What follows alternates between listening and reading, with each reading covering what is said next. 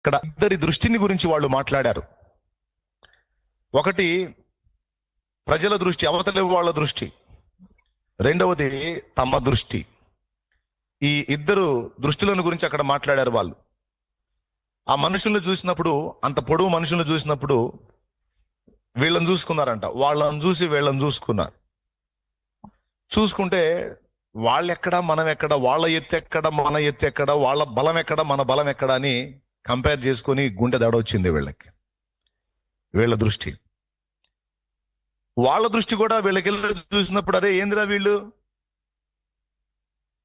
అని వాళ్ళు వీళ్ళని చూసిన చూపు కూడా లెక్క లేకుండా ఉన్నారు మనం అంటే. ఎందుకంటే వాళ్ళ బలం గొప్పది, మనల్ని ఎందుకు లెక్క చేస్తారు అని.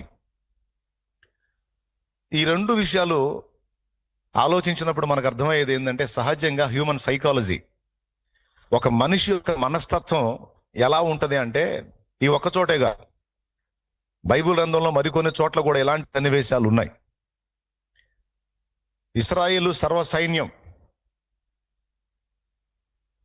ఫిలిస్తీన్ల మీదకి యుద్ధానికి పోయినప్పుడు గాతు వాడైనటువంటి గొలియాత్ అనేవాడు 6 మూరల జానుడు, అంటే సుమారు 10 నుంచి 11 అడుగుల ఎత్తున్నటువంటి మనుష్యుడు వాళ్ళ ముందుకు వచ్చినప్పుడు సైన్యం అంతా కూడా వెనక్కిపోయింది. అందరం కలిసి కొట్టుకొని సావటం ఎందుకు, మా తరపు నుంచి నేను వస్తా, మీ తరపు నుంచి ఎవరన్నా ఒకరిని తీసుకొని పంపించండి, మేము పోరాడతాం.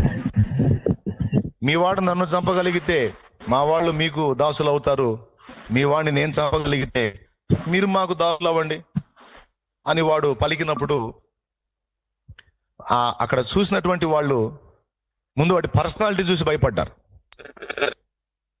వాడి ఈటే, వాడి బల్యం, వాడి శిరస్త్రాణం, వాడి కవచాలు ఇవన్నీ చూసి ఎవడికి ధైర్యం చాల.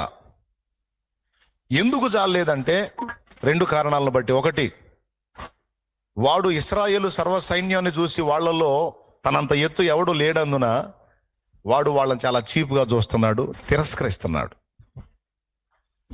అదే మనల్ని ఇంద్ర లెక్క చేయట్లా, వీడు 40 రోజులు అక్కడ సంచరించారు, వీళ్ళేమో 40 రోజులు యుద్ధం చేయకుండా సర్దుకున్నారు. 240 దేవుని స్తోత్రం కలుగును గాక.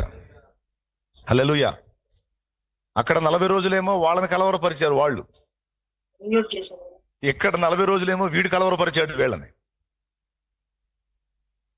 ప్రియులారా, ఇక్కడ మనకు పాఠం ఏంటంటే, మనిషి మనస్తత్వం ఏ పొద్దు కూడా తన ముందున్నటువంటి వ్యక్తులు కానీ సమస్య